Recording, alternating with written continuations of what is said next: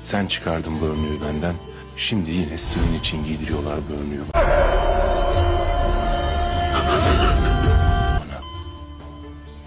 Aşırı vurmuşlar.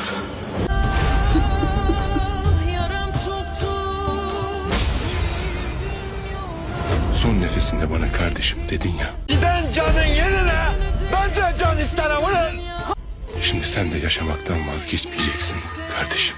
Dağlılar, ağlamayacaksınız. Senin Nida'yla bir ilişkin mi vardı? İşte sana kanıt. Hastayı kaybediyoruz.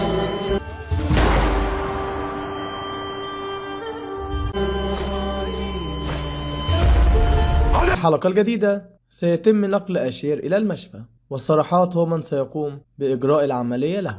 وعلى الرغم مما شاهدناه في الإعلان، ولكن بالطبع لن يموت أشير، ولكن للأسف من ستموت هي هجران. وقد تم تأكيد خبر انفصال الممثلة، وعندما يستعيد أشير وعيه سيبدأ بالسؤال عن هجران وسيعرف ما حدث لها، ولذلك سيبدأ بملاحقة الأمر حتى يصل إلى عاكف وندى.